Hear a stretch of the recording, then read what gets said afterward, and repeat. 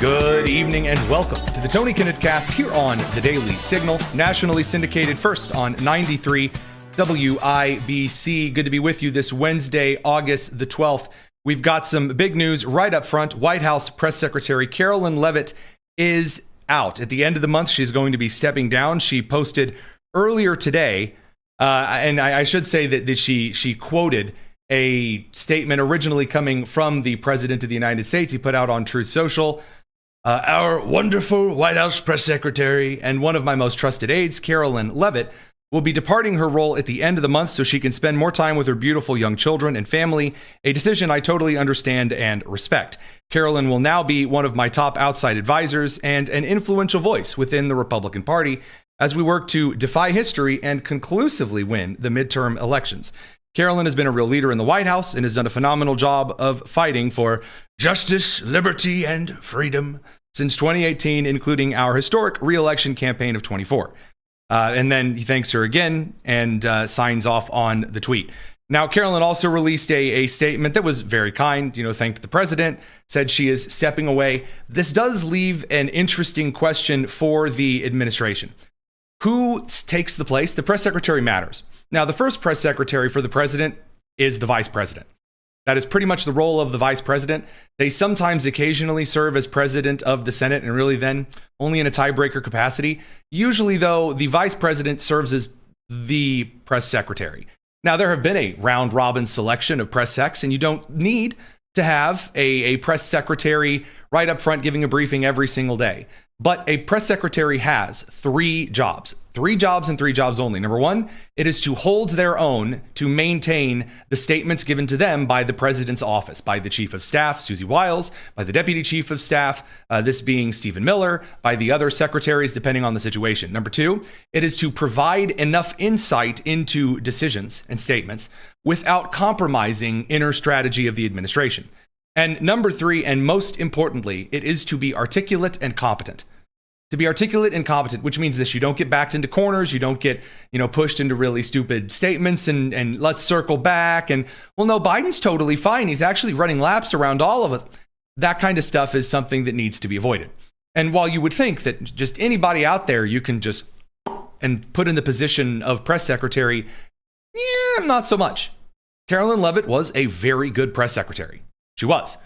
Again, as a reminder, and I said this at the time during the Biden administration with Karine Jean-Pierre and then before with Jen Psaki, the goal of a press secretary is not to inspire you by telling wonderful, incredible truths and holding the president accountable or that. No, they are to simply echo the statements from the president's office to the press and then not make the president look bad. That's their job. And that's where Jen Psaki and Karine Jean-Pierre fell flat all the time. Karoline Leavitt didn't do so. Now, again, choosing your family and saying, I'm going to go raise my kids instead of doing this highly demanding job that keeps me away. That's awesome. That's awesome. That is a common sense decision. It is something that I very much disagree that there will be people following that will have any kind of critiques for. That said, on the heels of that, the next person that they choose is crucial for another reason.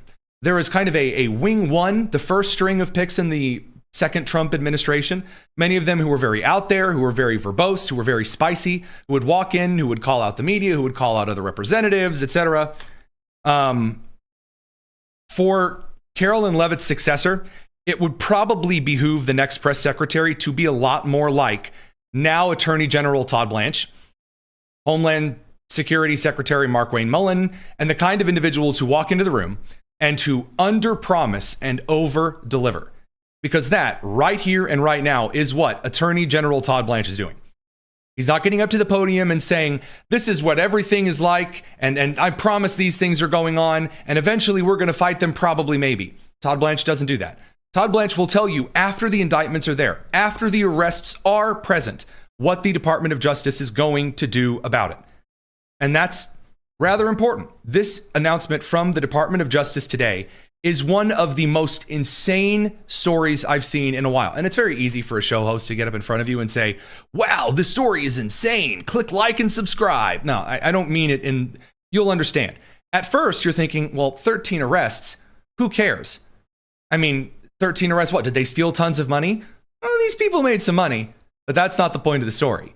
I'll let the Attorney General Todd Blanche make his case. Today we are announcing the arrests and unsealing of an indictment out of the Southern District of New York, charging 11 individuals for allegedly overseeing an extensive, decade-long marriage fraud scheme involving more than 1,000 sham marriages between Chinese nationals and United States citizens, and then the submission of fraudulent applications for green cards.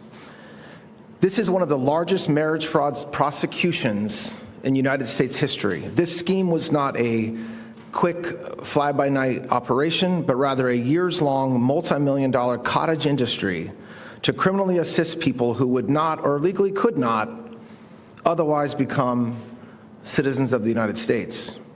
The men and women who facilitated this scheme were all naturalized citizens originally from China and one green card holder. Under President Trump's leadership, the Department of Justice is working alongside our partners at DHS to secure the border and protect American communities, something that was ignored during the last administration. So, right up front here, 13 arrests who helped over 1,000 individuals, 1,000 individuals, participate in immigration fraud, marriage fraud, and other forms of fraud here in the United States. And I've been following this story this afternoon. Ali Bradley over at News Nation has done a really good write-up so far on this. This story is bonkers. Again, you were told this wasn't happening. There is no fraud, and we need to make immigration super duper easy and just like unlock the revolving door and have it spinning all the time. Federal prosecutors dismantling over a network of again, a false marriage organization, 1,000 sham marriages, primarily for Chinese nationals seeking U.S. immigration status. According to the newly unsealed indictment, 11 defendants originally operated the multi-million-dollar network from at least 2016 through July of 2026. Now, again, there are now 13 that have been arrested, 2 others in connection with these 11 defendants. Some foreign nationals paid up to $100,000 per sham marriage to obtain lawful permanent resident status. That's the idea, right? You have a marriage, and then that immigrant gets to come into the United States and they get to stay. While it was principally based in New York City, prosecutors say the network arranged fraudulent marriages across the United States and overseas, including in Connecticut, Massachusetts, Pennsylvania, Kentucky, Tennessee, Georgia, Florida, Vanuatu, and China. It included facilitators who found foreign national customers, recruiters or groomers who located willing U.S. citizens. There are now some questions as to how willing some of those individuals were, and assistants who prepared immigration paperwork. So that's a whole group of people who are also committing flagrant immigration fraud on top of this. Prosecutors say the scheme also relied on marriage officiants. And, do we have pictures? You bet we do. Marriage officiants, attorneys, tax preparers, insurance providers, and other service providers and officiaries. So those who carried it from point A to point B, those who brought over the documents, reworded things, that kind of a thing. And that's really, really, really bad. So you can see the foreign national on the left, Anthony Cheng in the center, Erica Johnson on the right, in a sham marriage ceremony on or about January 15th, 2025. That's according to the document and the indictment. Sigrid Centino on the left, Anthony Cheng in the center, another marriage ceremony. Pastors in their lovely frocks and their Reebok sneakers, my favorite. Anywho, and then a foreign national on the right, not supposed to be here. In a marriage ceremony on or about December 17th, 2024. She gets the money and he gets to be here. He gets to bypass a lot of the immigration process in order to do so. And it gets worse, according to, again, the summary by Ali Bradley over on how it worked. According to some of these prosecutors, some of these couples met for the very first time immediately before getting their marriage license. Participants allegedly staged wedding ceremonies and photographs. Again, you can see these kinds of things right here. They staged wedding banquets, like fake wedding banquets, in order to make the marriages appear more legitimate. Joint bank and utility accounts, joint tax returns, insurance policies, additional stage photos. Before I send the radio crew over to the commercial break, I have to also mention there are now 2 insurance companies who are now also under investigation by the Department of Justice for knowing something about this and doing absolutely nothing. Shocker. Radio crew, we got to send you to the commercial break. We're going to continue over here on the live stream. It's the Tony Kinnett Cast here on the Daily Signal. So in the meantime, while all of this chaos is going on here, when USCIS, that's Immigration Services, interviews were required, prosecutors say the participants were coached on how to conceal the true nature of the relationships and provide false answers to immigration officers. So this isn't as though there was someone who said, hey, I want to come to this country. I know you. This isn't Phoebe Buffay marrying the gay ice skater from Canada in order to allow him to stay in the United States. That's not what this is. This is a third party, an organization who set this up. We have no idea if they were acting on behalf of Chinese government officials, if there's espionage cases involved here. Again, we've just now seen the unsealing of the indictment, the individuals that have been arrested. Of course, there was a ton of money that was made off of this, as there always is. But you have these individuals, again, like the NGOs, who are coaching these illegals through participating in this kind of fraud. And it really is from the wedding right to the birth tourism, and now marriage tourism. Yikes. The 11 defendants that were arrested this morning, and 13 by the end of today, but the 11 defendants this morning, I'm not going to pronounce their names because a lot of them have very spicy spellings, but they were in Brooklyn, Queens, Staten Island, Peekskill, and Ossining. And the law enforcement warrants occurred in multiple New York locations, including Sunset Park, Brooklyn, Flushing, and Queens. So each defendant is charged with conspiracy to commit marriage fraud and immigration fraud, carrying up to 5 years in prison. You and I both know, by the way, that the Southern District of New York, which is, again, overseeing some of these particular cases, we're all aware that they're just probably going to give them a slap on the wrist and then let them go. I mean, it's not like they said the N-word in Minnesota. I mean, that'll get you chucked right into, that'll get you into the hoot scow. But committing a big bunch of immigration fraud, well, I mean, hey, you probably had the right heart and mind, and all of you were pregnant and suffering from 8 kinds of cancer and quadriplegic. You know the drill. Incredible. In the meantime, New York Governor Kathy Hochul just so happens to get up in front of the press. And I know because the New York Democrats sent me a big press release. And if they're sending everyone the press release, conservatives, independents, liberals, whomever, if they're sending everyone the press release, they really want you to pay attention to this. So she also just so happens to make a big, huge public statement about how no one in New York is allowed to work with the federal law enforcement divisions. No one. So again, after this major bust by the Attorney General Todd Blanche, Kathy Hochul's like, well, hang on, I don't know. We don't want anybody to be working with ICE or the DOJ or anybody here. That's like suspicious and concerning. I'm proud that we signed one of the most comprehensive laws to rein in ICE in the entire country.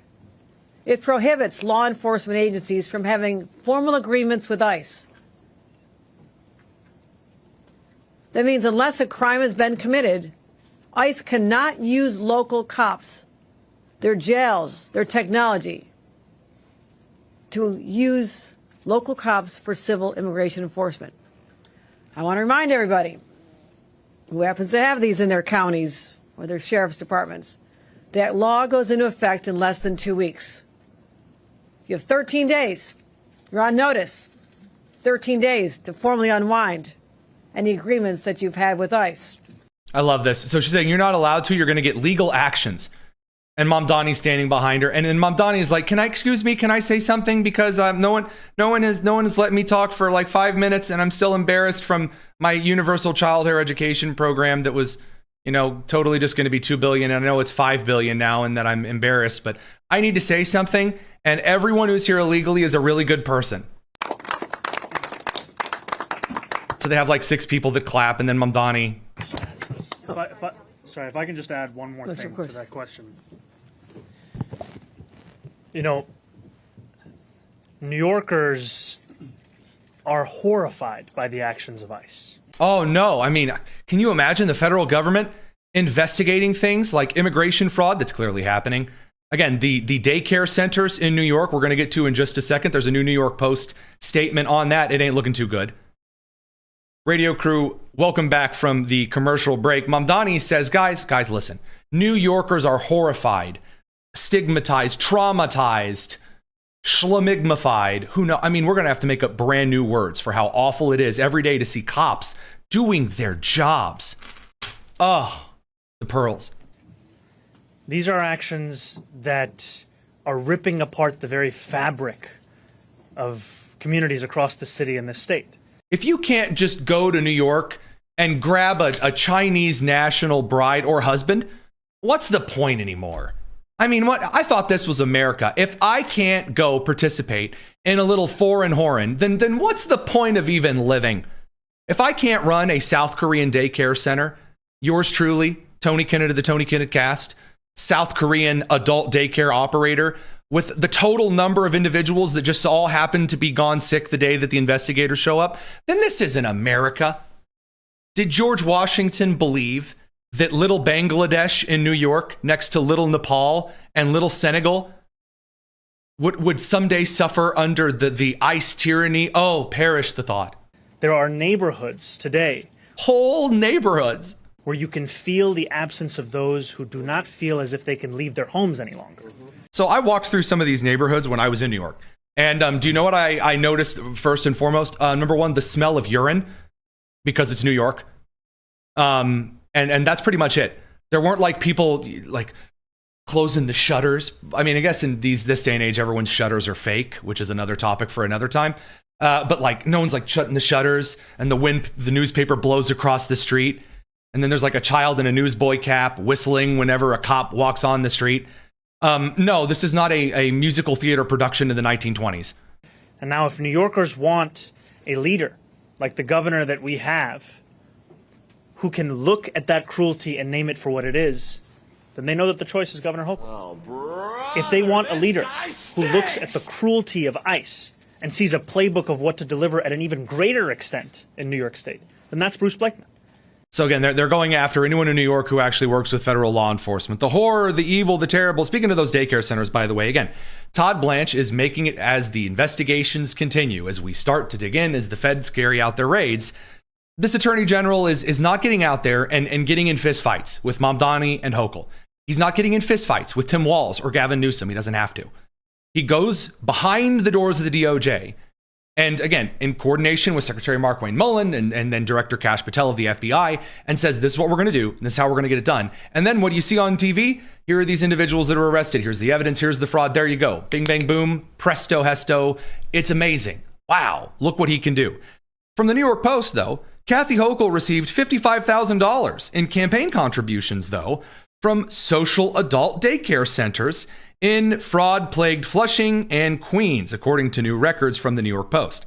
Almost half of these donations can be linked to two men, local power broker Bao Li Zhang and Jiamin Sheng, who own two of Flushing's biggest daycare businesses, both of which were empty of patients when visited by the Post last week. Wow! And on the same day that Todd Blanche gets up to announce these arrests and the indictments, Kathy Hochul comes out there and goes, you know who's really bad? ICE! And then she starts yelling at the clouds. And then Mamdani gets out there to kiss her feet. If we had a leader, a strong woman like Kathy Hochul. Incredible. Oh, by the way, Zhang, aged 69, nice, personally donated $10,000 as well as another $5,000 through his Bao Kang Adult Daycare financial disclosures show, all to Kathy Hochul's campaign. Zhang's various businesses have claimed at least $32 million from Medicaid since 2018 on behalf of tens of thousands of patients who are never there when anyone shows up to say, hey, where are the patients? I'm expecting a nursing home. Isn't there some really over-energetic teenager singing oldies to a bunch of the inmates here at your South Korean daycare center? What's going on?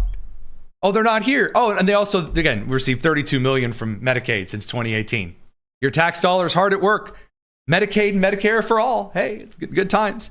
Again, the Department of Justice is also looking into the leadership, not just in the fraud regarding New York, not just California, but also Minnesota, because hasn't forgot about that either. This was pitched over in a question. Here was Blanche answering that today, right after the discussion kind of took some questions from the press following the marriage fraud scheme announcement. Here's his answer to that. Well, now, since Vice President Vance referred the top Democratic leadership of Minnesota to DOJ for this type of investigation. Can you talk about the status of where that stands? Of where an investigation, the leaders of He referred it over here. Is that something you've opened on, or you intend to, or can you just kind of are you making progress toward that end? We've spent a ton of resources, and we continue to spend a ton of resources in Minneapolis combating fraud, and that includes a very intense look at the leadership and the programs and who's administering them. But hey, that's, by the way, the answer there. Is it flashy? Is it shiny and new? Is it incredibly detailed and revealing? Nope, and it shouldn't be. We're investing the resources as people in Minnesota and outside of Minnesota, because federal tax dollars are involved, are very concerned about, and we are looking. Do you see me up here in front of the podium announcing arrests? We're not done. Beyond, and the governor knows that, and everybody knows that, and that should be the case. That's what every single person should expect us to do as the Department of Justice. But I don't have an update or comment on how that's progressing beyond the fact that, yes, we have a lot of resources spending there. Correct. Good. Wow. Again, the doing instead of like the talking, I'm here for it. This is something, by the way, that while it may not sound very flashy during the campaign stage, is extremely effective in governance. We've gotten so involved in the eternal campaigning mindset that people tend to forget that good government, the very few times that there is good government, actually comes from people getting in office and doing the work and not doing little cheerleading sessions for themselves. So again, there were two different ways the Republican Party really could go under Trump, and going towards the Todd Blanche side of things so far is a lot more effective than the other way, which is the Mike Lindell way. And that brings us over to the primary nonsense from last night. So there were two very, very interesting races that got a lot of attention. One is the Francesca Hong socialist song that went rather wrong. And then Mike Lindell losing to Lisa DeMuth.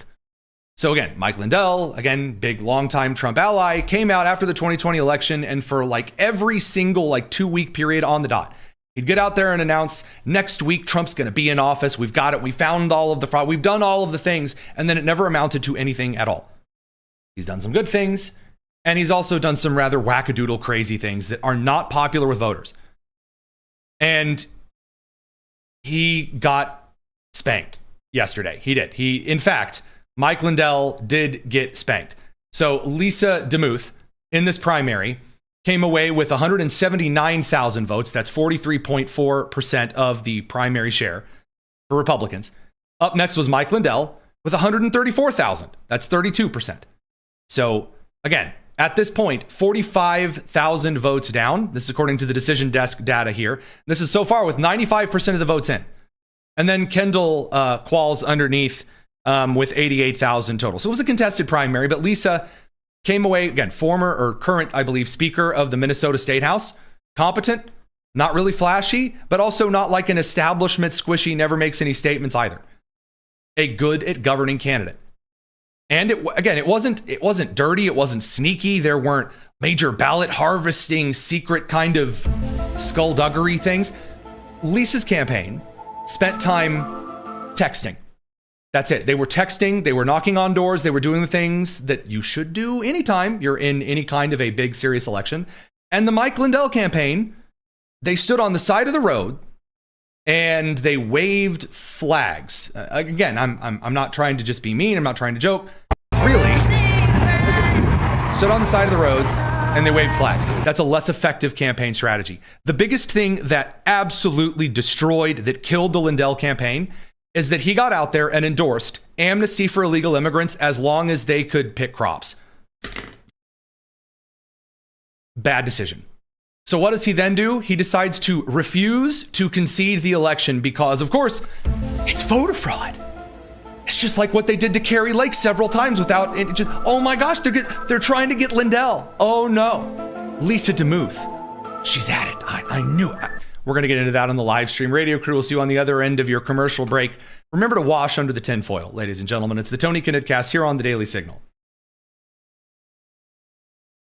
Okay.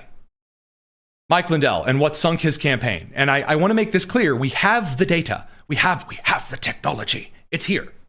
Here's what I propose is I want to make conditional non-resident visas. and this would be, I'm going to actually talk to the president about this, but I want to start with Minnesota. These conditional non-resident visas, you would have 6 months. Anyone's here that is an illegal immigrant comes in, you get checked in the courthouse, you get fingerprinted, you get checked in to get this conditional non-resident visa.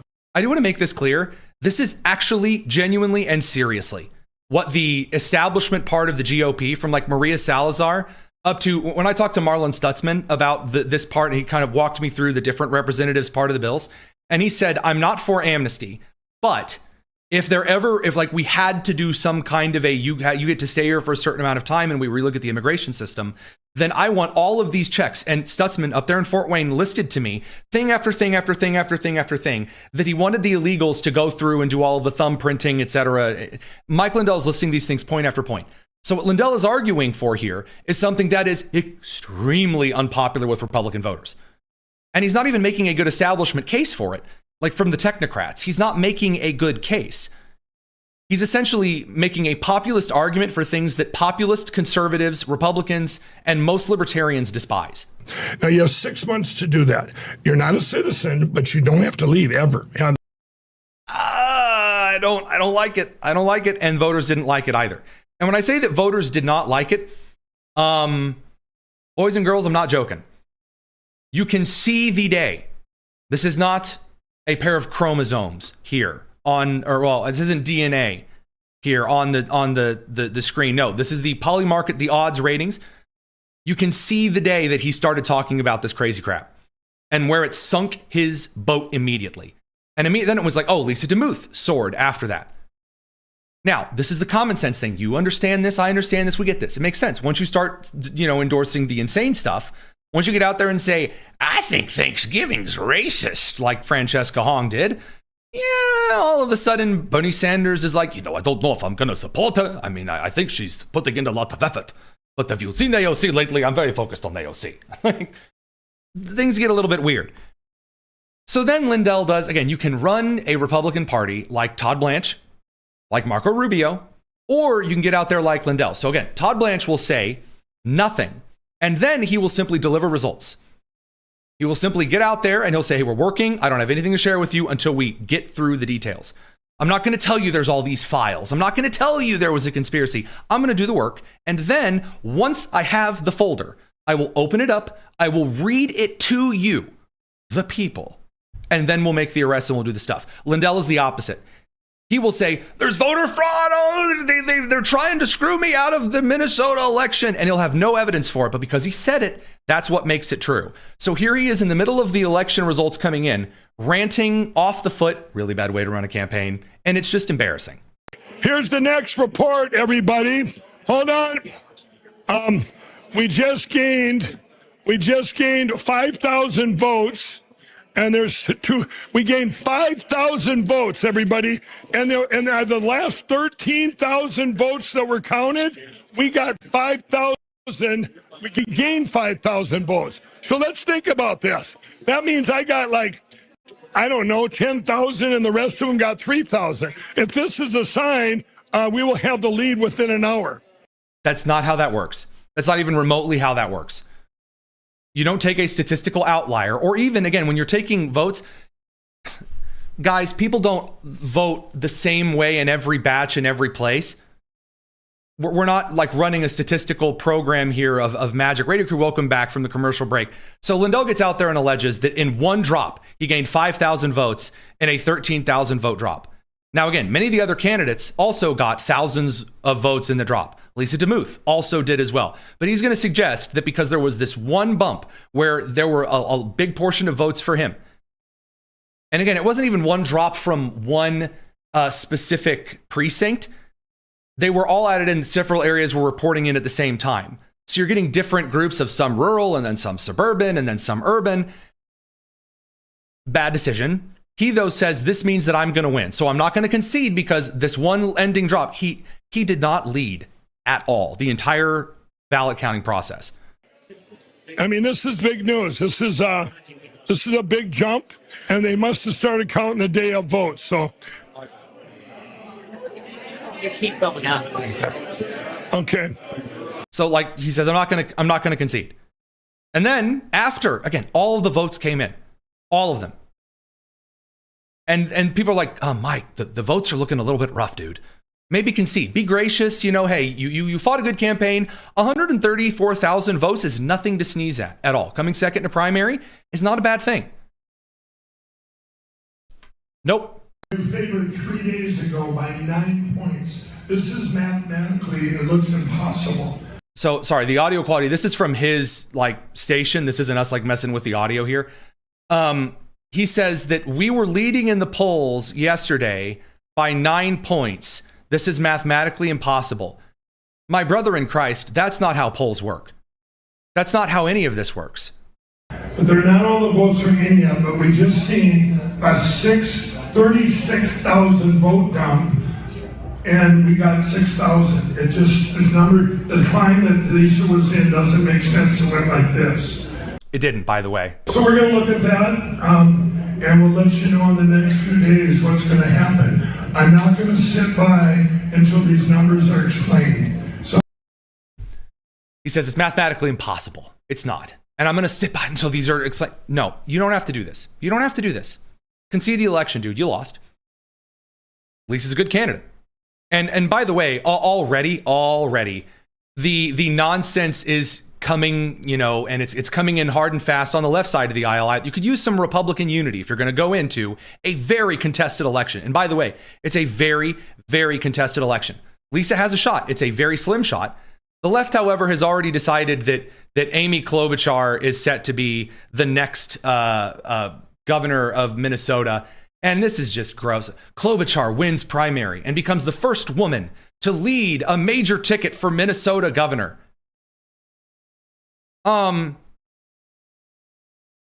It doesn't mention Lisa at all here. By the way, Lisa is also, I'm told, according to some of the stuff, also like she's some kind of woman of color, which I think is supposed to matter very much in Minnesota. The media doesn't care. Again, they've already decided quite clearly who they want to win, where they want things to go. You need Republicans to work together. And this brings us over to the bizarro world. The reason voters chose Lisa is because she's not weird. The reason the voters did not choose Mike is because he's weird. The same thing happened, by the way, in Wisconsin. David Crowley, all of these polls came out, again, from Marquette University and other various polls saying, oh man, Francesca Hong, she's going to sweep across the state. Everybody's going to come vote for the socialist who hates Thanksgiving and is scared of old white people at Culver's and wants to abolish the Senate and abolish police and abolish ICE and on and so forth. The Hassan Piker golden pick, because man, would have really wanted him some Panda Express. So Francesca Hong, she runs, she's so excited. Oh, she's incredible, beautiful stuff. And then it turns out that she gets not this huge surge.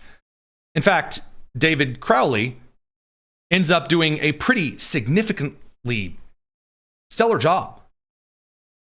By the end of the evening, again, with 95, by the time 95% of the votes had been counted in at 200, or excuse me, I said 200 hours. At 2:20 a.m. Eastern, when Decision Desk was ready to make the call, David Crowley, the more moderate, and you'll see the scare quotes, radio crew, imagine slight sarcasm, the moderate Democrat, David Crowley, had beaten Francesca Hong by 4,000 votes. 315,400 to 311,600, so just under 4,000 votes. 39.8% to 39.3%. And then Kelda Royce, who I've never heard of before, 59,400. Now that brings us over to David Crowley. This is an interesting guy, and I do want to get into some of the interesting stuff that happened regarding Milwaukee and a bag of flash drives that had different stuff on it. See, here would be a place where you could say, wow, there's some shady stuff going on. Not, man, I read this graph and line goes up, make me big confused. Very different cases here. So let's actually dive in. So first of all, this David Crowley guy, who I made the case yesterday morning that I didn't think it was going to be a blowout. I thought it was going to be a very close election. And the David guy had said some interesting things. So first of all, he has this one clip that is going to be used quite a lot. You're going to hear it in political ads for his campaign. He knows how to talk to win a gubernatorial race in a purple state. I would argue we have to listen to independents and Republicans because we don't have a monopoly on good ideas. So he is willing to say, at least give lip service to, I'm going to work with everybody. the moderates, the radicals. He thanked Francesca Hong, and it was very, very politically smooth. To be clear, there is some very, very strong talent with this young man. Excellent. I mean, by the way, his story he originally, by the way, suspended his campaign, and then Francesca Hong started to gain momentum. And you started hearing candidates back in April this year say, well, maybe I'm going to drop out. I don't know. Maybe I'm not going to stick in.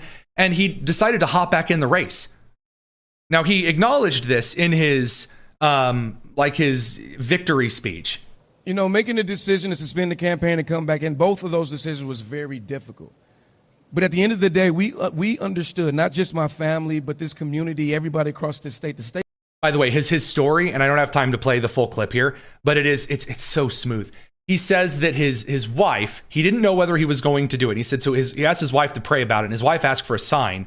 And if he saw a red bird, if he saw a cardinal, then he would rejoin the campaign, and his wife saw the cardinal. Guys, politically, that is so smooth. That is so smooth.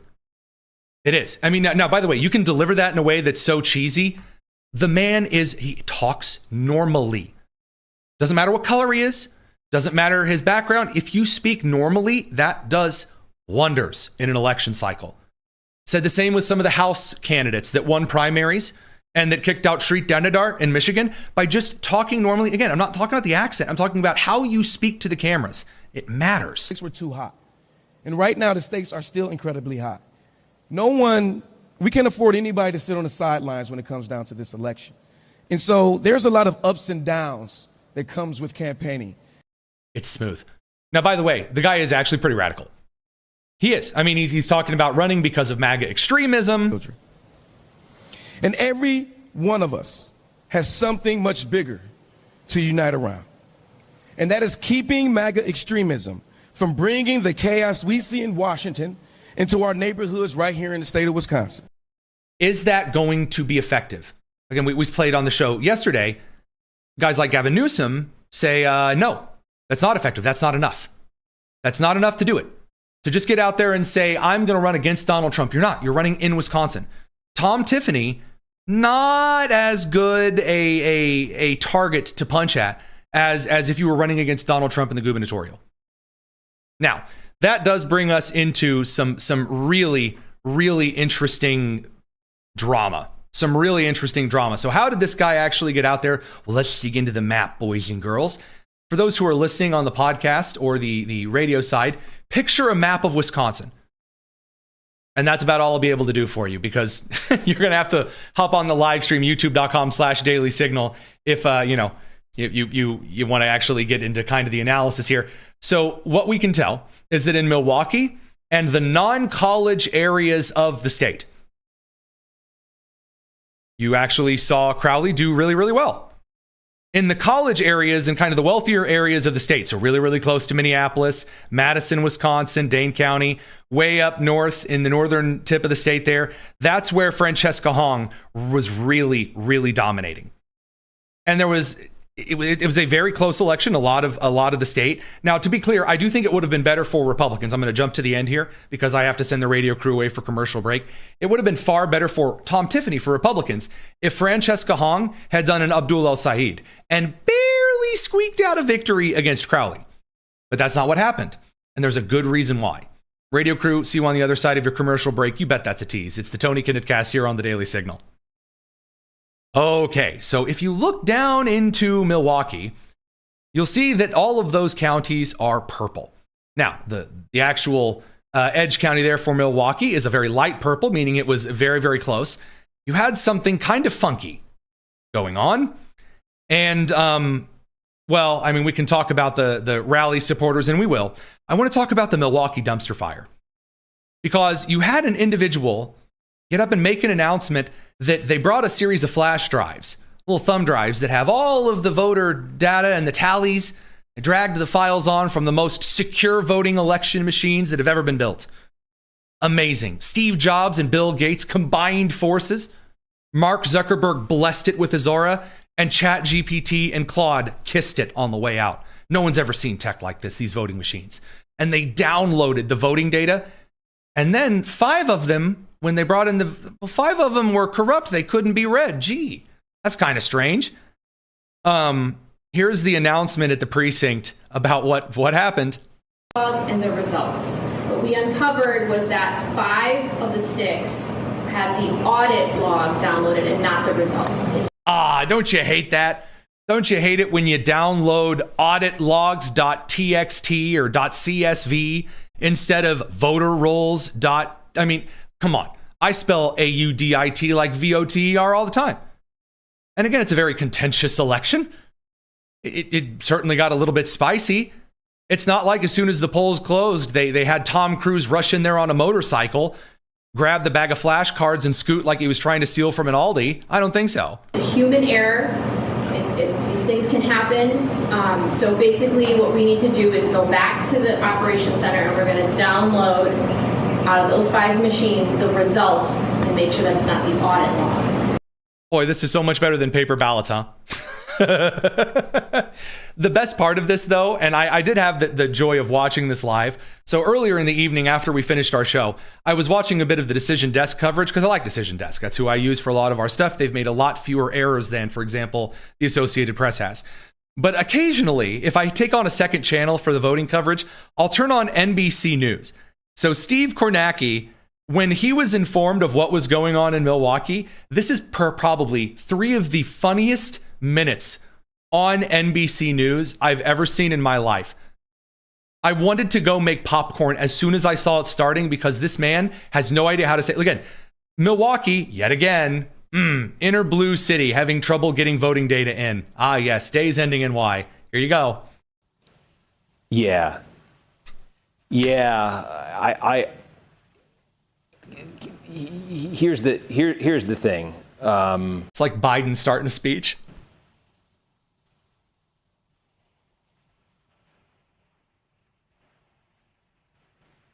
Yeah. Let's look at it this way.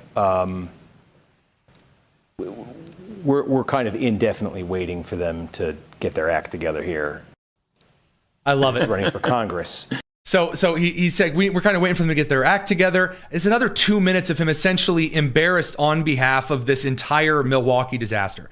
And again, it all boils down to the reason that Americans are interested in the idea of the Save America Act. The reason is because this crap happens. And it doesn't matter whether or not there is or is not fraud. When you are in a big game, boys and girls, you have to produce. You have to act like big boys and girls. It's not about trying your best. This is a very serious thing. In a rather analogous, kind of a thin analogy as it is, this is how I treat things with my team. The reason that we take having issues on the stream so seriously is because it's now grown to be not a teeny tiny show out of Indy anymore. Radio crew, welcome back from your commercial break. So we try to do things with detail because it's a big game now, boys and girls. So let's do it right. So we change the chyron shape and the structure, and we have news out in a different way, and we try to refine things, and we try to make it a smoother experience. And this isn't even at a time where like the nation has a serious problem with the Tony Kinnett Cast. This is a time in our nation where Democrats and Republicans have serious concerns about the integrity of the elections in the United States. So that when Mike Lindell gets up there and just says a bunch of baseless random crap and starts looking at graphs, a lot of people go, well, there is kind of a pattern of fraud here.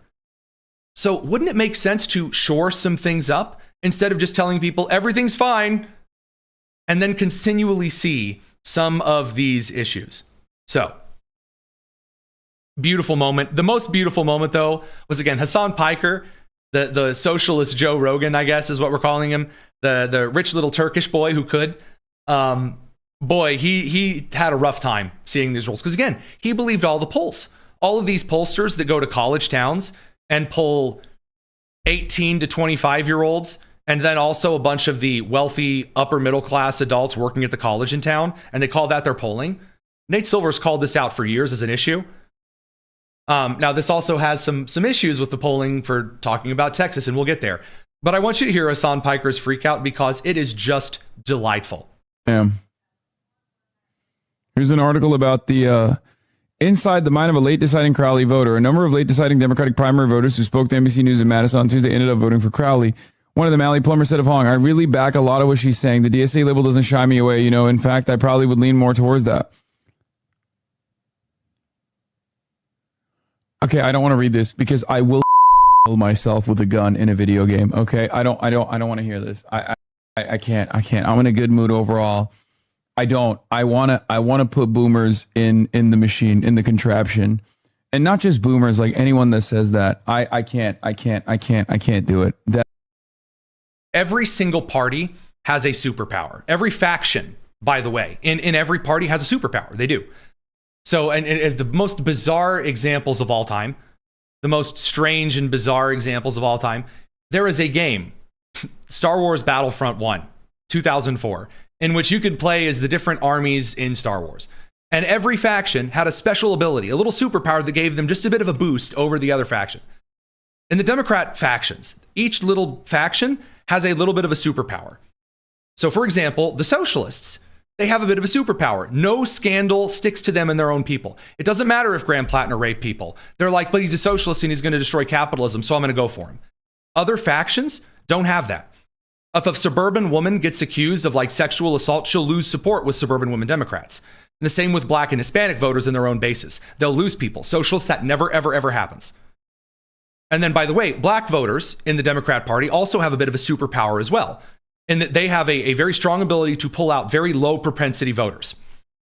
Union down the line working class voters who Hassan thinks he's representing, they have the bulk turnout kind of industry chunking out support. And it is those people, those voters, who are very, very against the socialists. And that's what Hassan Piker's upset about here. Because socialists believed that if they say working class over and over, then all of the stupid, dumb proletariat will just fall in line, because after all, we're doing this as the rich folk on behalf of the poor. Which is, again, you see this on the right-wing populism side. Well, it's not really right-wing anymore, but like the populist side with like Tucker Carlson and his take for feudalism. He knows nothing about the working class, but he'll promise you he represents it. It's that kind of crap. That's that meltdown here. nothing triggers me to no end like a guy who's like, I really like Francesca Hong's policies, but I'm also a stupid guy who his diapers, and I will be Soylent Green one day because I'm so dumb. It's like pundit brain. So nothing tells an audience that you have lost it more than starting to equate your opponent to defecation in diapers. Like, if you are so down so bad that you have to resort to just categorizing people in your party as defecating like children, you've lost, dude. You're broken. He was supposed to have 2 huge groundswell victories. Guess what? AIPAC money didn't defeat Francesca Hong, boys and girls. That was his excuse for Michigan. The reason that Haley Stevens did so well is because the Jews did it. And then Abdullah Saeed still prevailed. But here he didn't have it. He didn't have any of it. So he has to have a scapegoat. He has no scapegoat. Because there's no true Scotsman. He's supposed to be the cure for the no true Scotsman fallacy here. Nope. I can't do it. I can't. You're going to catch me on voters. I don't like shitting on voters. It's always our fault. It's always the campaign's fault. It's always our fault. We didn't try hard enough. Okay? We didn't try hard enough. That's what happened. Okay. Best of luck to you. Best of luck to you with that. So in the meantime, there are still some other crazies that are in there. So you had Angie Craig and Peggy Flanagan that were duking it out for a Senate seat. And this is where we're going to get into the Texas stuff as well. Peggy Flanagan, who is going to try to give Mazie Hirono a run for her money on being the dumbest senator in the U.S. Senate. Peggy Flanagan, again, she's Miss Speaks in Ojibwe. Real special lady. She's, again, very, very big on all of the stuff that average Americans aren't a big fan of. Because let's be clear. This is life-affirming and life-saving healthcare. If we don't let kids engage in cancer-causing, sterilizing, gender hormonal therapy and surgery, then they're all going to die. Yes. When our children tell us who they are, it is our job as grown-ups to listen and to believe them.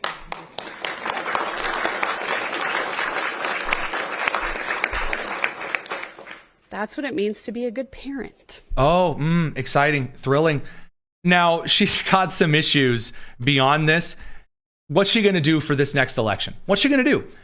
She's either going to say Medicare for all, or Donald Trump is bad, ICE is big fascist. That's going to be the whole argument for every one of these candidates, period. And it's already happening. Here you go. I'm talking about if they were abolished, how would it work practically? For like a criminal in your state who's here illegally, how would that work practically? Would you think, would that person... So the CNN anchor, again, incredible, asks Flanagan, so you say you want to abolish ICE. This is your platform now. It sounds really good. It got the socialists all excited, hot and bothered. What happens, though, when there are violent illegals, or let's say those who are promoting rampant fraud? What are you going to do? And be arrested and deported, and what agency would do it? I'm just wondering how that would work. Do you have a plan?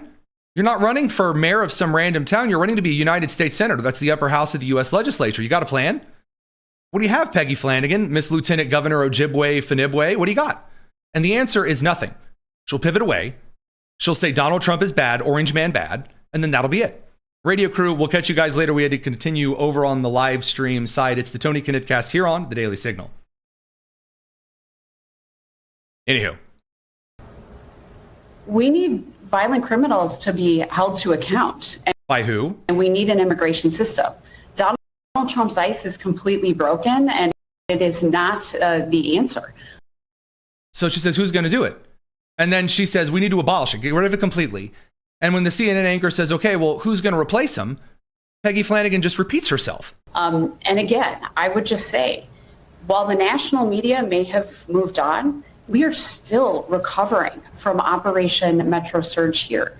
And, you know, the fear, the chaos, it's outrageous. And I think the cruelty is the point. Okay. See, my opponents are mean and they're bullies. I signed the DARE pledge. My opponents, they kill puppies. Terrible. It's horrible. It's awful. When you actually do kind of corner her to ask about what she's going to do regarding fraud, the answer is nothing. She'll just call you racist for noticing the fraud. You know, this vile, racist stream of consciousness from President Old Man Yells at Cloud. Oh, see? It's Orange Man bad again. It's just flavored by someone who doesn't understand how the memes work. You're disgusting. And the people of this country deserve so much better. I just watched the video of Donald Trump attacking the beautiful Somali community that calls Minnesota home. That's why they send money out of Minnesota back to Somalia. They are part of the fabric of our state. I'm literally going down Lake Street right now, which is one of the hearts of the Somali community. Oh, it's wonderful, beautiful. Best of luck to you. And what I do enjoy though is people are like, well, why should people actually care? Like, why is this candidate worthwhile? So current senator Tina Smith says, well, the reason is because she's an outsider. The current lieutenant governor of the state, she's an outsider, and again, she's called out on this. And Peggy Flanagan. When you actually have Dana Bash saying, wait a minute, an outsider, again, CNN doing the fact checking here.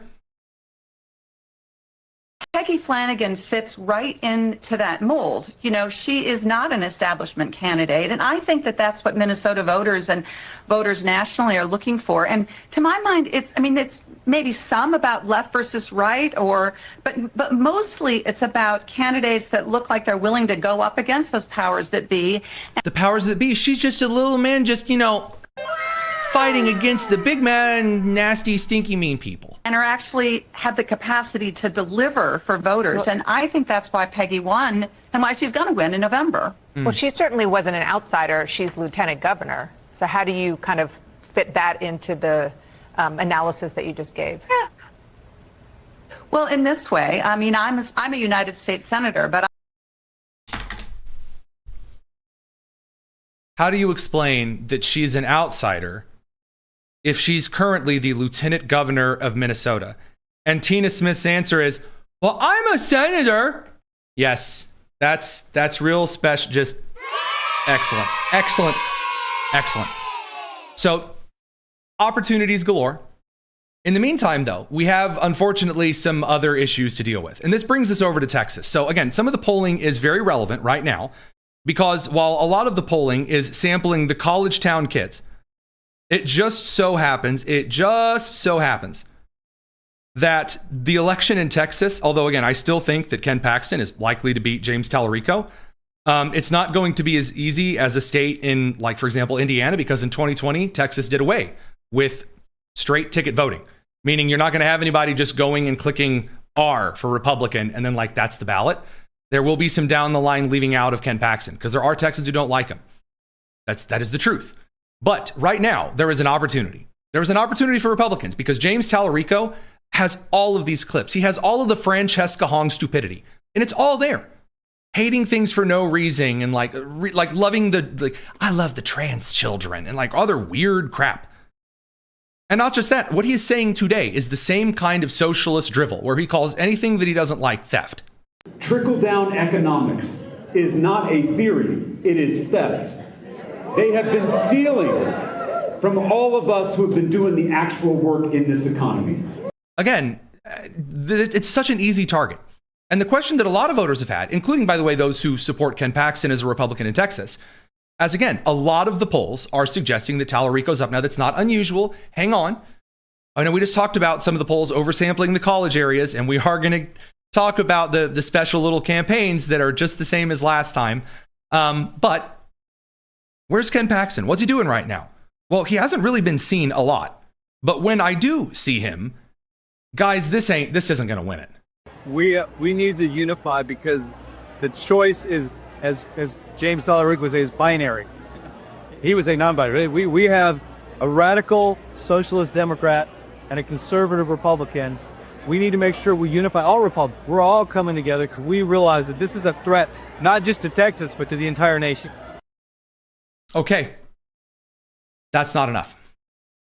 It's not enough. It's not, I need more. I need more. Texas will need more. They'll need more than that. A midterm is not about getting people to come out and vote against something. It is about getting people to come out and vote for you. It is about convincing independents and other Republicans in the state to vote for you. And you say, well, but Ken Paxton is better than James Tallarico. Yeah, I agree with you. You say, well, but he's even way better than John Cornyn was. That's true, but that's not what the initial choice was, boys and girls. The initial choice in Texas had a very competent, very charismatic, very, very stellar record, Representative Wesley Hunt, who was on the ballot. They didn't go for him. They went for Ken Paxton, who has issues and is not campaigning well. I'm not going to lie to you. He's not doing a good job right now. Do I want him to do a good job? Yeah. Is he doing a stellar job right now? No. He's gliding through, and he's hoping it'll work. Maybe it will. That's a dangerous way to run an election right now. Sorry. Again, I know that Tallarico is awful. I'm aware. But like, do we need to unify because it's a national race? I see a comment. I don't really answer comment questions during the thing. Do I think that Paxton will intentionally throw the race? No. I think he'll try.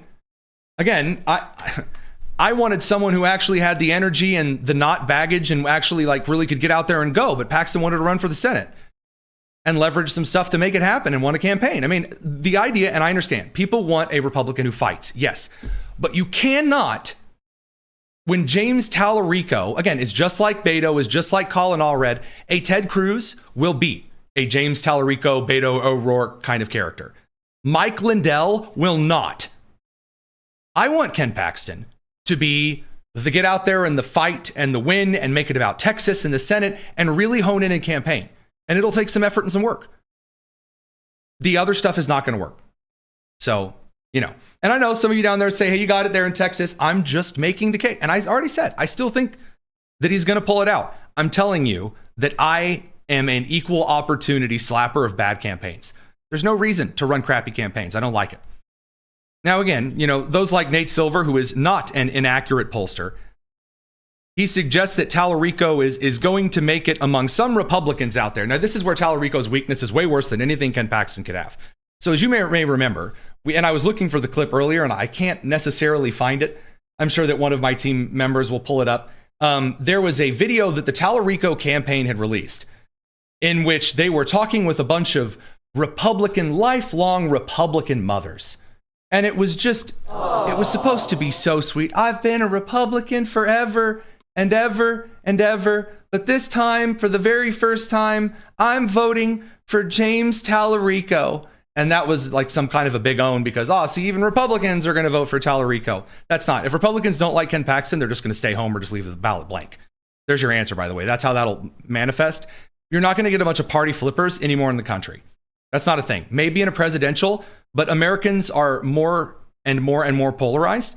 You're not going to get a bunch of, I don't know who I'm going to go with. Right now, this midterm is, do I care enough to actually come out and cast my vote for that who aligns with my values? Now, here's the fun thing. I called it at the time. That's why I wanted to play a video. I said, these ladies do not look like Republicans. Maybe one of them, I said. But the other two especially, no. They look like angry old left-leaning women, suburbanites. And, yep. Tallarico's like Republican women, it turns out, have donated and voted in a ton of Democrat primaries. And they're not at all Republicans. So, again, the Democrats are all going to pretend that Tallarico has all of this momentum. We've done this before. This was the way it was with Beto. This is the way it was with Colin Allred, and it won't work. But also, again, it's not suggesting he's going to lose to say that Ken Paxton needs to put forward just a smidgen more effort in the meantime. Now, all of that stuff said and aside, I want to move over to kind of the rest of the country's situation here, because there is a little bit more news. But before we do so, most people know that there's chlorine, or excuse me, I should say, most people know there's chlorine in your tap water. You do. You smell it.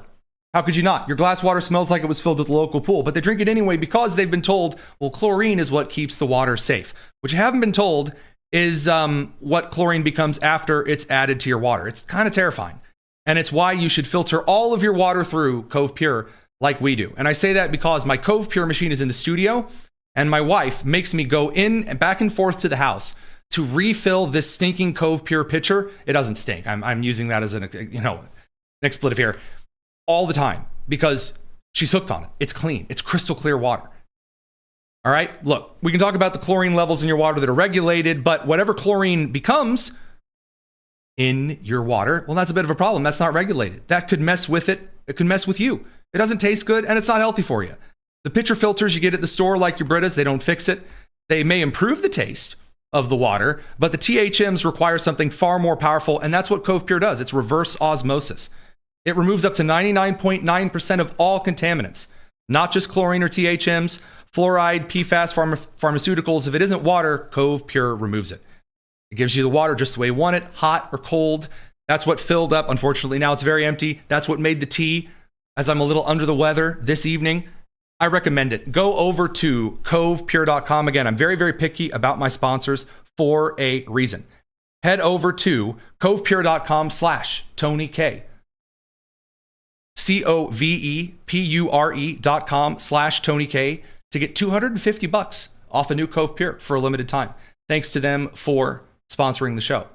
Now, that stuff out of the way, before we get to just a little extra, just a little bit more on the bonus tonus side of the show this evening. I wanted to talk to you about the current situation in the Middle East. We haven't really talked about it a ton over the last couple of days. And that's because the Trump administration has played a lot of cards closer to the chest. So we did something that I thought was probably a lot more useful. As I'm hearing all of this, well, the blockade's going to stay in place, but Trump is going to do something. He's not going to do something. We sat down with Representative Pat Harrigan of North Carolina, and we talked a little bit about what's going on and what the Trump administration needs to do. You're going to love it. Joining us again, our good friend Pat Harrigan from North Carolina's 10th, a man who I'm told is actually not that upset about the presidential switcheroo out of Turkey. Pat, I saw, Chuck Schumer, man, he was livid. I mean, boiling, steaming over not being told they were going to do a last minute switcheroo of the president of the United States after a possible assassination attempt. Are you outraged? Are you pearl clutching? I'll tell you what. It's hard for a lot of people to understand that, especially if you're on that plane, if you're a member of the administration. I mean, heck, Marco Rubio was left on that plane. You're one of those, folks from the media. Life hits you really hard, and you kind of realize, like, wow, on the rack and stack of things, like, my life is not as important as the life of the president of the United States. Most people don't think about that on a day-to-day basis, but when it actually kind of hits you upside the head, you're like, well, I kind of get it. I understand it. And although I think the circumstance is unfortunate, I think the fact that it leaked is even more unfortunate. Absolutely. Because you've got to have the left and right ability for the Secret Service to do what it takes to keep the president of the United States safe, period. And when you have this stuff kind of spill out into the public sphere, you have all these second and third order consequences that come with it. But hey, guys, this is just the reality of the way that it is. I'm sorry. So that's one of the things I wanted to ask you about, because in this Iranian conflict, in this situation that we're currently dealing with, the president of the United States appears to have moved to playing some cards a little closer to the chest kind of a strategy. And a lot of this is coming after all of these leaks and rumors of leaks and leaks that seem to have totally different numbers than some of us who have access to the numbers are saying. And it's a very weird environment. It's like you've heard of a target-rich environment. This is just like a misinformation-rich environment on how foreign policy works and how the Middle Eastern conflicts are working. And I'd like to get your perspective on that. Do you think that the president kind of moving things closer to the chest is connected to a lot of this very, let's call it Axios forward leakage? What are you thinking? I think that they genuinely are in a state of quandary, and there aren't a lot of really good options on how to move forward. I think if you look at it, we've said for some time coming out of my office, we cannot keep doing what we're doing right now. It doesn't work. Right. It increases the chance the longer that this war goes on, we don't own the time in this conflict. Like, America's not good at protracted war. You've got every single GWAT veteran that is concerned about a forever war. I've not talked to a single constituent of mine that wants to keep going in this war, outside of very specific action that would yield a very different outcome. That, quite frankly, is not guaranteed at this point and has second and third order consequences associated with those decisions that may impact strategic flexibility with other contingency operations. And so they're just in a spot where there's not a lot of good things they can do, but they cannot keep doing just enough not to lose, but not enough to win. That's how you get into forever war. That's how Americans get killed. That is how ultimately you continue to lower Iran's threshold for defining success, and you continue to raise the United States threshold for defining success. So the administration has to make a decision here. They either have to do what it takes to put Iran in a box where the regime has to make the very difficult decision of taking the limited resources that they have and continuing to apply those to things that are intolerable to the United States or the West, continuing to push on those red lines, or they have to take care of the 92 million people in their country who are not members of the IRGC, that if they don't have basic opportunity, basic services, and a reasonable quality of life, they're going to overthrow that regime in 6 months, 12 months, 18 months from now. This administration, with the tactics that it's taken in Iran, has never put the regime inside of that box. So they either need to do that or they need to leave. Those are the two options, because every single day right now, Americans are going to the pump and they're paying for a war that does not have a well-defined end state and has, simply become a tax on the American middle class. That's not acceptable. We've got to make a decision here and we've got to move forward. There's a lot of things that are kind of framed like that, and I think that's a pretty good way to look at them. When you take a look at the economy, when you take a look at handling deportation and immigration in the country, either do the thing and either do the thing fully, commit to it, and go all the way through, no matter the media reports, no matter the, oh, look, here's a child crying on camera, quick, burn the Constitution. Either you go forward and you do the policy, or don't do it at all, because this like riding the fence approach, just so that we can get into this eternal no true Scotsman fallacy from hell, it is starting to wear thin. And again, dude, I'm 31. I mean, so I know there are people, again, twice my age, 3 times my age, who are so used to that fence riding policy at this point. And I think that one of the things that frustrates me is that as soon as we got into a position where I thought, okay, well, now we've got Mark Wayne Mullen here. He's doing a couple of things that are different. We've got Todd Blanche. He's doing a couple of things with the DOJ that are different. All of a sudden, instead of let's see what these guys can do, it was, well, hold on, the midterms are coming up and we have to stop and we got to ride the fence in moderate land for the midterms. Like, I don't know if the voters sent Pat Harrigan to the House so that he could ride the fence and do the stuff that he was running against back in his primaries. Not to speak for you, I guess. If I'm wrong, please correct me. No, you're absolutely right. I mean, the number one thing that we can do to actually win in the next election is do what we promised to do in 2024. No half measures here, right? I mean, I think the president was really dang clear. We're not going to enter into another war. Yet here we are. We are going to deport those who are in our country illegally.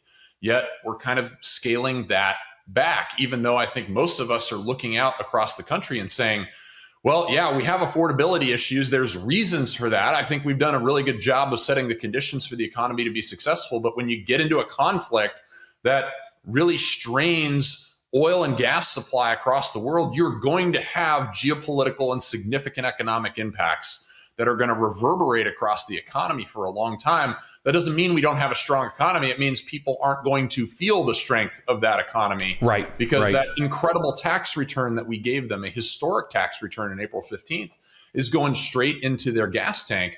But all those affordability issues, the lack of being able to get into a house for the next generation, you're 31, I'm 39. Like, I'm so glad that I'm already in a house right now, because you can't have high prices and high interest rates. You can have one of the two. You can't have both at the same time.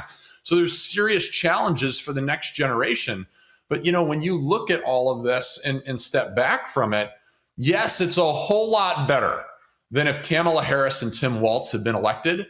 But we have to follow through with what we promised to do in 2024, and we have to do it completely. We have to secure our border. We have to unleash our economy to its full potential, no distractions, and we absolutely have to restore governmental integrity. And that third piece is the one where I think we've fundamentally failed. And that is the thing that is going to prevent us from winning in the midterms if we do not correct it between now and November. Well, that's Representative Pat Harrigan, good friend of the show, North Carolina's 10th. And may I also say, he's an 18 Alpha. I'd follow just about anywhere. Really appreciate you, sir. Thanks for giving us a couple of minutes, as you do from time to time. And I look forward to seeing how the next couple of months pan out. And I'd love to bring you back on so that we could say, hey, this is what I said we needed to do, and we did the things, and here are the results. So here's to that.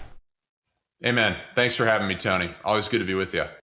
All right. So before we finish out for the evening, I did not get enough of a chance. I really didn't get enough of a chance to talk about the special decision of the, what would this be? Of the Francesca Hong campaign and crew, and just the socialists in general. They're just not okay. They're really not. They're having a rough time. And so I'll flip over to that section of the B-roll here.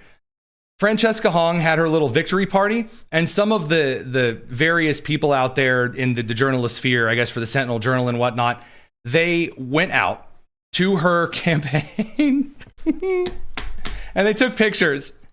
And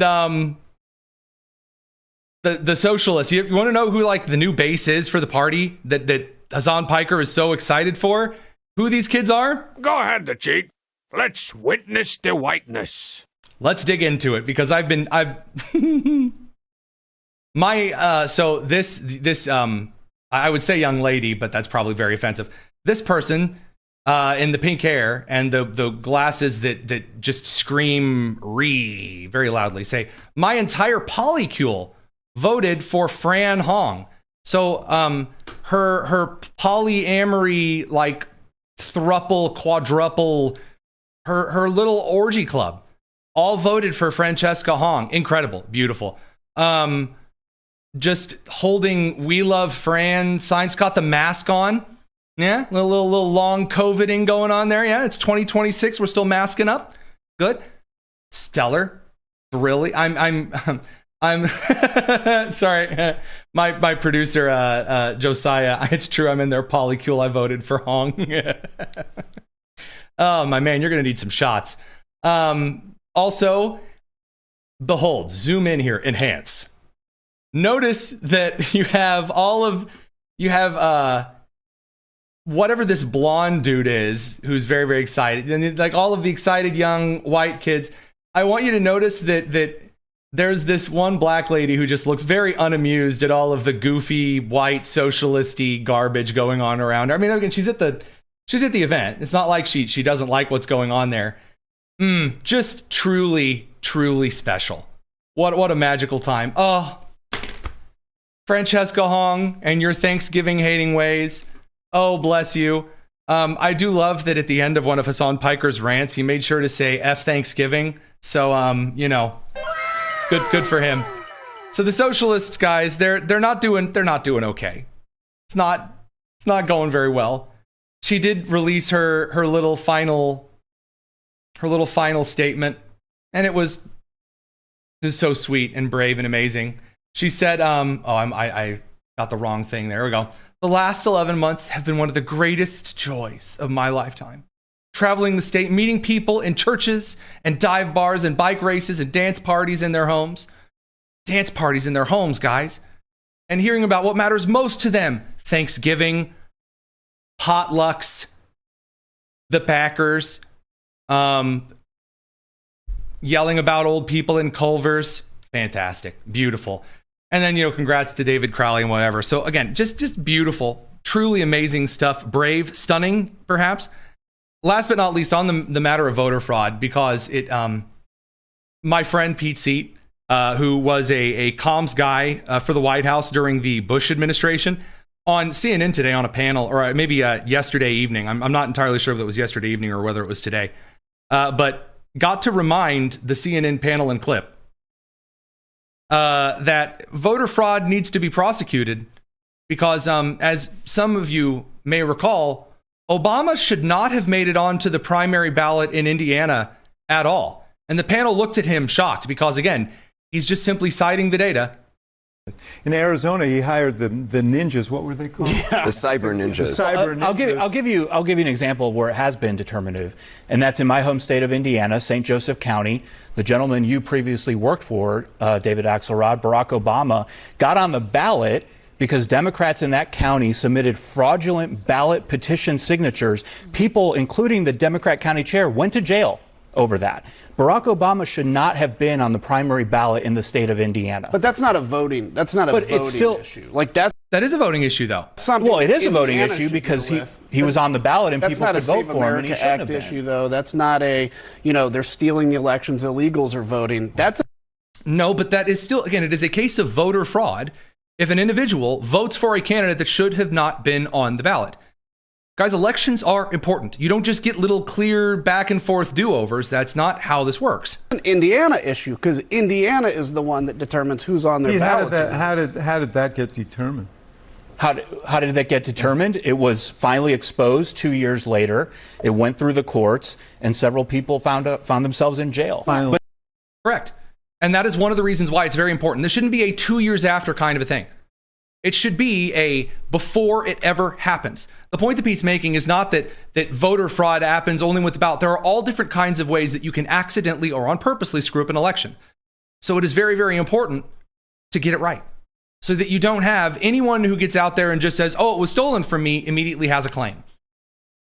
Because again, as long as the system remains as run by the goof troop as it is, you're going to get individuals who have no business calling foul anytime, every time, just because they can. And who's going to tell them that it's not? You? Me? Not going to listen to anybody. All you got to do is make the claim, and then it's gold. So that stuff, I think, covers us for tonight. We will talk more on tomorrow's side of the news on all kinds of things we didn't get to today. I'm sure a lot of stuff is going to be breaking before then. Anywho, if you are in a part of the country that has the flash flood warnings, please be safe, be careful. And keep those who are currently evacuated from their homes in your prayers. It's the Tony Kinnett Cast here on the Daily Signal, nationally syndicated, first on 93 WIBC. Take care.